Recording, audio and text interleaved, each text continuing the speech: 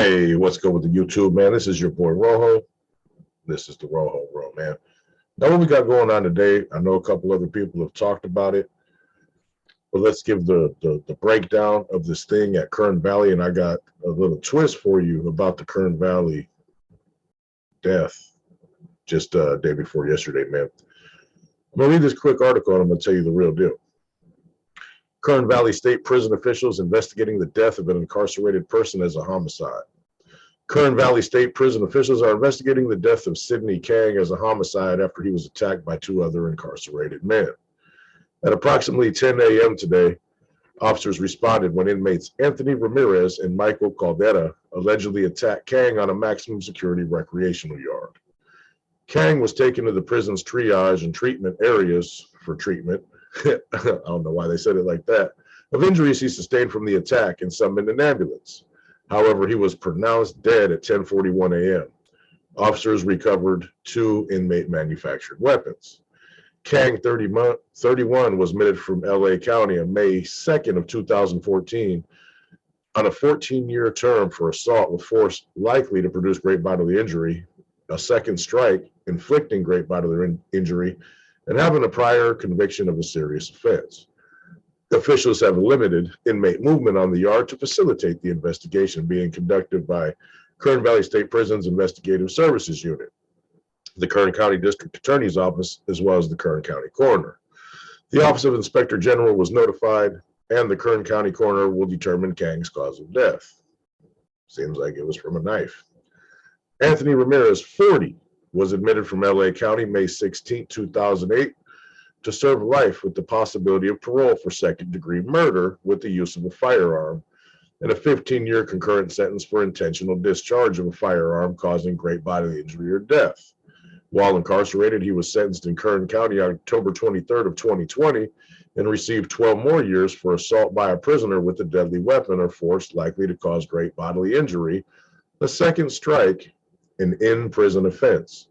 On August 18th, 2021, Ramirez was sentenced in Kern County to receive a 2-year term for possessing or manufacturing a deadly weapon by a prisoner, an in-prison offense, and a second strike. Michael Caldera, 35, was admitted from San Bernardino County on September 7th, 2010 to serve 71 years and 4 months for several second-degree robbery convictions with the use of a firearm, a second strike, and resisting deterring an officer with threats and violence, also a second strike. Kern Valley State Prison opened in 05 and houses approximately 3,200 minimum, medium, and high security custody inmates. Now, I don't know why they say this because this is irrelevant. Kern Valley State Prison offers academic classes and vocational programs and employs approximately 1,500 people. Now, Kern Valley. Everybody knows what time it is at Kern Valley. This was an SNY hit. The funny thing about this is, as Gunner just gave you guys a breakdown maybe a month and a half ago, this was done by the Zapatistas prison gang. It's a fairly unknown group, very dangerous group. And this is like their third killing in a year. The victim in this case was a member of the Duece 5 SNY gang. So let's just talk about these SNY groups, man. Zapatistas, Duece 5, Northern Riders, Independent Riders. Those are like the dominant groups, man. Do they have killers? Man, they do. And these Zapatistas are at the top of the list. They're fully with the business. Do they have weenies? All of them do. Except maybe the Zapatistas. Just tell it how it is. I know a lot of Northern Riders. A lot of them are weenies. You know what I mean? I know some Duece 5ers. They're weenies. There's gangsters in both groups, though. Let's not get it twisted. This is prison.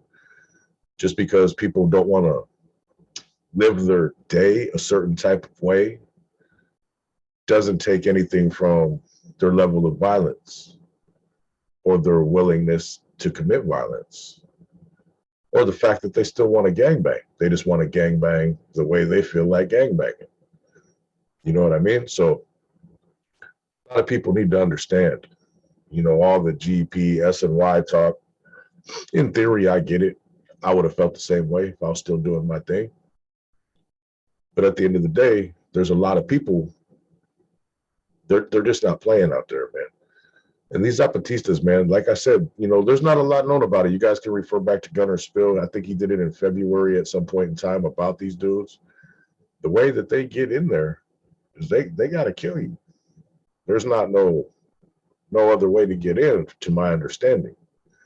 Still, very little is known about these individuals. I can only get what I can get from the people I talk to. The people I talk to are going to tell me accurately to the best of their ability, but they're not known like the Northern Riders or the Deuce Fivers, man. They're a squad that they they're like, man, they got the right kind of name. You know what I mean? They do their thing. So, apparently there's been 3 murders just within the last calendar year done by these Zapatistas. Will the Deuce 5 respond? There ain't no telling. I don't know how deep they are in that yard. I don't know how deep the Zapatistas are. Apparently they're a smaller group, but they make up for it with their willingness to commit the ultimate acts of violence. You know what I mean? So it's interesting, man. People talk, oh, S&Y yard this, S&Y yard that. Man, you add up the violent incidents and you add up everything. Don't be surprised if the S&Y actually has more. You know what I mean? There's no rules. Zapatistas might have rules. Northern Riders probably got a few. Deuce 5 independent riders, they probably all got expectations. But for the most part, anybody in there can do whatever they want. And a lot of times that will come with consequences. Motherfuckers are out there running around high all day, but I hear they are in the GP yard too now. Like it's like being at the damn trap house. You know what I mean? People just nodding out. It's ridiculous, man, the way prison's going nowadays compared to my time. That's from my point of view, though. Everybody in there right now might think it's cool. But when you don't have any formal command,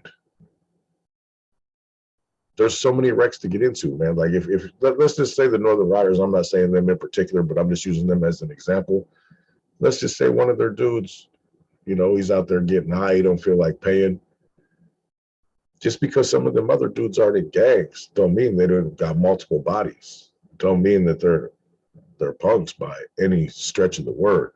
A common misconception when these groups first started popping up, that they were all a bunch of cowards, this and that and that and this. In a lot of cases, that might be true. But in just as many, it's not necessarily factual. A lot of people talk high power stuff about, oh, the S and Y this. And I mean, go to their yard, bro, and talk your stuff about how they're punks or they're this or they're that. You'll have a real short time and then you'll be in the infirmary. And that's what's going to happen. These are men. They're just as strong as anybody on a GP yard. They can make a knife. They will use it. A lot of them people are lifers that just don't want to deal with the bullshit no more. And they go to these yards just to be left alone, get high, get visits, try to maintain some type of relationship with their families, whatever the case may be. That don't mean by any means any of them are soft.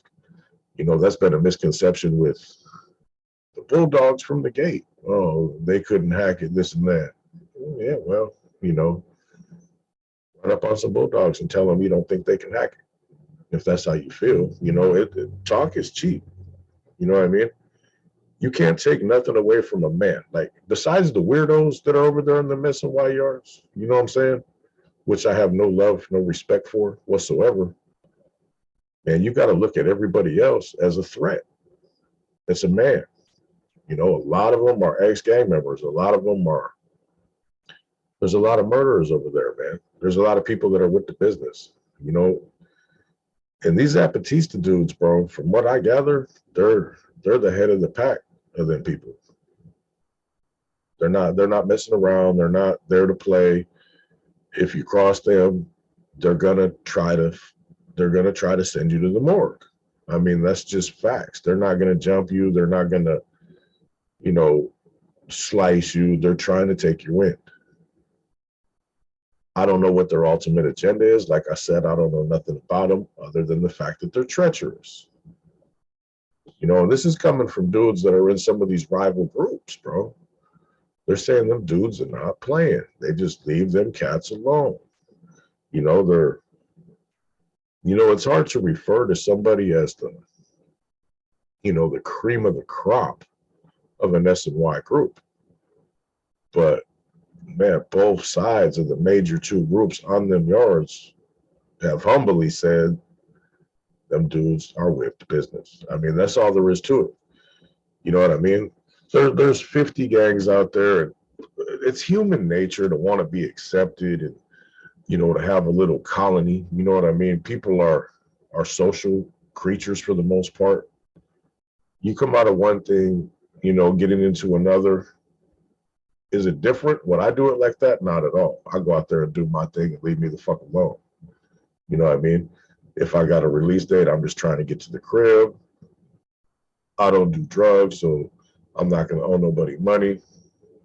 I don't disrespect nobody that doesn't disrespect me first. I'll slide through all your little politics and stuff, man. Just miss me with that, bro.